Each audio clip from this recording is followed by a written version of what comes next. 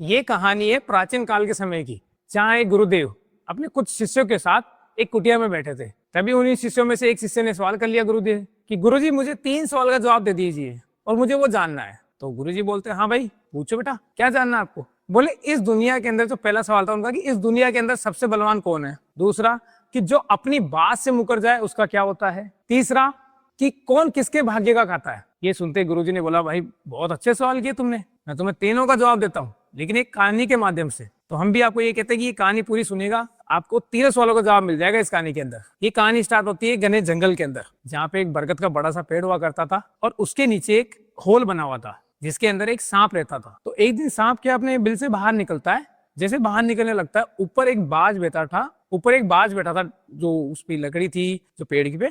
जैसे सांप बाहर निकलने लगता है, बाज झपटा मारता है सांप को खाने के लिए। लेकिन सांप की किस्मत अच्छी थी कि वो वापस बिल में आ जाता है और बच जाता है। लेकिन सांप को समझ में आ गया था कि जैसे ही बाहर निकलूंगा ये ऊपर बैठा बाज मुझे खा जाएगा। अब सांप कोशिश तो काफी करता है बाहर निकलने की, कई बार ट्राई करता है। फिर जैसे वो बाहर निकलने की कोशिश करता है, ऊपर से बाज झपटा मारता है। लेकिन सांप समस्या में फंस गया था कि मैं बाहर अब कैसे निकलूंगा, बाहर निकलते तो मेरी जान खतरे में। तो वहां से क्या, उस जंगल से कुछ लोग जाया करते थे, जैसे इधर उधर जाते हैं लोग। तो उसे जैसे ही सांप को बाहर की आवाज आती तो बाहर आवाज देता कि कोई अगर जा रहा है मेरी बात सुन रहा है तो राजा विक्रम जी को बुला दीजिए, मैं परेशानी में हूँ। अब राजा विक्रम पास के ही एक मतलब जो राज्य था उसके राजा हुआ करते थे और वो हमेशा जानवरों की, लोगों की, सबकी मदद करने वाले इंसान थे। तो सब जानते थे कि राजा विक्रम अच्छे इंसान है और सबकी मदद करते हैं। तो उन्हें तो जो सांप था उसको भी एक राजा विक्रम ही लास्ट आखिरी सहारा दिख रहे थे कि वो उनकी मदद कर देंगे। तो वो जो भी लोग जाते उन्हें बोलता रहता। ऐसे करते करते काफी समय निकल गया, 2 से 4 महीने निकल गए। सांप अंदर बैठा रहा, बाहर निकल नहीं पाया। बाज वहीं नजरे गड़ाए बैठा रहा। सांप भूख प्यासा परेशान होता रहा। एक दिन फिर आवाज आई बाहर से किसी की जाने की। तो सांप ने आवाज दी कि कोई अगर जा रहा है मेरी बात सुन रहा है तो राजा विक्रम को बुला दीजिए, मैं बहुत परेशानी में हूँ। और वो तो किस्मत की अच्छी बात रही कि उस दिन राजा विक्रम खुद थे वहां। तो राजा विक्रम बिल के पास गए, बोले भाई बताओ क्या समस्या है, मैं ही हूँ राजा विक्रम। ये सुनते ही सांप को बड़ा खुशी वाला माहौल सा लगा कि हाँ आज शायद मैं इस परेशानी से बच जाऊंगा। तो सीधा राजा विक्रम को बोलता है कि राजा जी देखिए, मैं बिल के अंदर काफी समय से बंद हूँ, परेशान हूँ, भूखा प्यासा हूँ। मैं जैसे बिल से बाहर निकलने की कोशिश करता हूँ, ये ऊपर टहनी पे बैठा बाज मुझे खाने की कोशिश करता है। आप मुझे कहीं दूर जंगल ले जाइए इसकी नजरों से बचा के और मुझे वहां छोड़ दीजिए, मेरी जान बचा दीजिए। राजा विक्रम सबकी मदद करते थे, उन्हें कोई दिक्कत नहीं थी। उन्होंने बोला ठीक है तुम मेरे साथ चलो, मैं तुम्हें और कहीं छोड़ देता हूँ तो तुम बच जाओगे।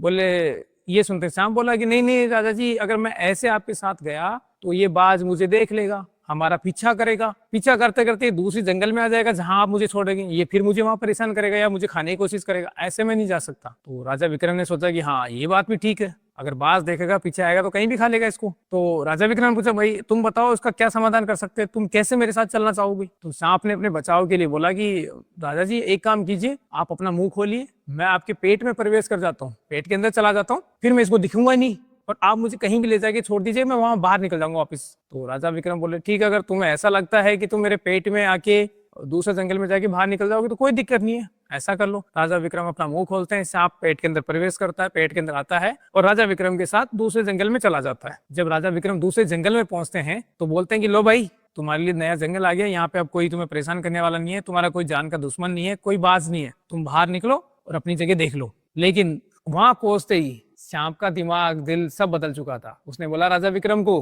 कि राजा जी मैं बाहर नहीं आऊंगा, मैं तो आपके पेट में रहूंगा।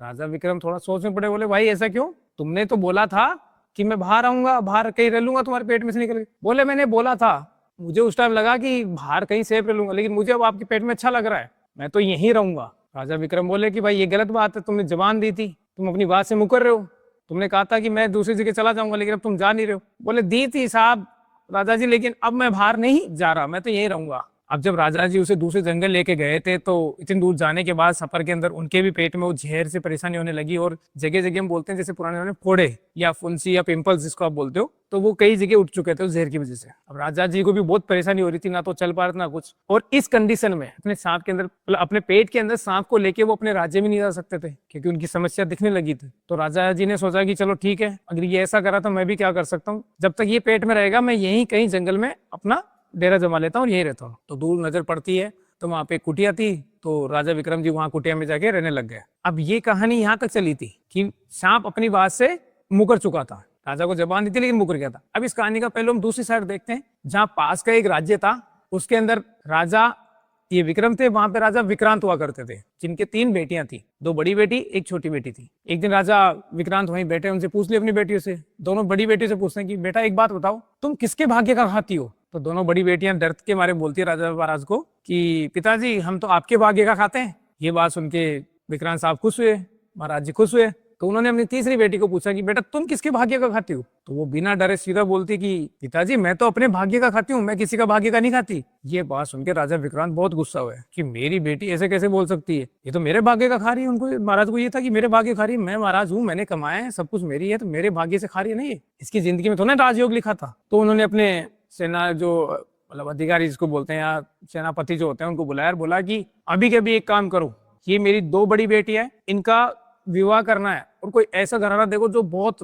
राजघराने से हो, बहुत पैसा हो, सब कुछ सुविधा हो, कहीं कोई कमी नहीं, दोनों बड़ी बेटियों के लिए। और जो तीसरी मेरी ये बेटी है, इसके लिए कोई ऐसा इंसान देखना जो लूला लंगड़ा, इसको दिख नहीं सकता, काना बहरा जैसा भी हो, और जिसके पास कोई पैसा नहीं हो, कोई राजयोग ना हो, जो कोई राजा ना हो। तो सेनापति और जो सेना के लोग थे उन्होंने बोला ठीक है महाराज, हम आप कहते हैं तो ये चीज तलाश शुरू कर देते हैं। और जो सेना के लोग थे जिनको महाराज का आदेश आया था वो ढूंढने के लिए निकल जाते हैं। कुछ दिनों बाद जब वो घूमते घूमते घूमते जा रहे होते हैं जंगल से कोई दूसरे राज्य की तरफ, तो उनकी नजर पड़ती है राजा विक्रम पे, जो अपनी कुटिया के बाहर लेटा हुआ था, जिसके जगह जगह फोड़े निकल रखे थे और बहुत ज्यादा परेशान था और थोड़ा दर्द से भी करा रहा था क्योंकि परेशानी होती थी। तो जो सेना के लोग आए थे उनको लगा कि महाराज को इससे अच्छा और क्या दे सकते हैं हम, जो इतना परेशान है, महाराज को तो यही चाहिए। वो सीधा पहुंचते हैं महाराज के पास, राजा विक्रांत को बताते हैं कि महाराज हमें ऐसा ऐसा बंदा मिला और जंगल में था और इसने परेशानी में था, तो वहां कर दीजिए निकाह। राजा विक्रांत भी खुश हो गए कि हाँ मुझे ऐसा ही चाहिए, तो बिल्कुल परेशान हो, जिसके साथ मेरी बेटी रहे तो ये भी परेशानी रहे, सुख शांति से रहे ना, फिर देखता हूँ कि किसका भाग्य का खाती है। महाराज ने दोनों बड़ी बेटियों का विवाह अच्छे घराने में कर दिया, जहाँ पे सुख शांति पैसा अच्छा सब कुछ था, और तीसरी जो बेटी थी उसका विवाह वहीं राजा विक्रम के साथ जंगल में कर दिया और उसको जंगल में छोड़ के आ गए। अब जो तीसरी बेटी थी जिसका नाम शकुंतला था, वो थोड़ी पतिव्रता थी, तो जैसा भी था, जैसा भी पति मिला, जिस भी हालत में मिला, उसने उसकी सेवा करना स्टार्ट कर दी। उसके लिए जितना हो सका उतना वो जंगल में रहती और साथ में करती। और शकुंतला को तो ये भी पता नहीं था कि ये राजा विक्रम है या कहीं का राजा है, उसे तो नॉर्मल इंसान लगा, क्योंकि राजा विक्रम की तो हालत भी नहीं थी कि उसे कुछ बता सके, क्योंकि उसकी बहुत ज्यादा हालत खराब हो चुकी थी। अब सेवा करते करते करते कुछ समय निकलता चला गया। कुछ समय बाद पास में ही उनकी जो बनाई हुई घर था छोटा मोटा, उसके पास में एक बरगद का पेड़ और था, उसके अंदर एक दूसरा सांप रहता था। तो एक रात को जब उस सांप को लगा कि राजा विक्रम और उनकी पत्नी शकुंतला जी सो गए, तो वो बाहर आता है, उस झोपड़ी के बाहर आके जो राजा विक्रम के पेट में सांप था उसको बोलता है कि थोड़ी तो शर्म कर ले, कि थोड़ी तो शर्म कर ले भाई, जिस इंसान ने तेरी जान बचाई, जिस इंसान ने तेरी मदद की, तू उसी के घर में डेरा डाल के बैठ गया, उसी को तू कष्ट दे रहा है। अरे ये राजा विक्रम तो वो इंसान है जो अभी तक पता नहीं कितने लोगों की या कितने जानवरों की हमारे जैसे की मदद करते, और तू इसी के पेट में डायरेक्ट डाल के बैठ गया, इसी को दुख दे रहा है, इसी को कष्ट दे रहा है।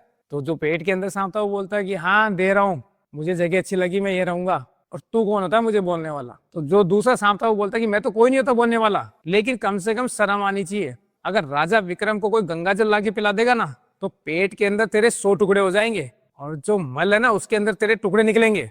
ये सुनते अंदर पेट के अंदर जो सांप था वो थोड़ा सा गुस्सा भी हुआ, सब हुआ। तो वो भी अपोजिट बोलता है कि तू मुझे क्या बता रहा है, खुद का तो देख, तू जिस पेड़ के नीचे जिस बिल में बैठा है, जहाँ कुंडली मार के बैठा है, उसके नीचे कितना बड़ा खजाना दबा रखा है तूने। तो मैं भी तुझे बोलता हूँ कि कोई तेरे बिल के अंदर एक पीपा गरम तेल का लाके डाल देगा ना, उसी दिन तेरी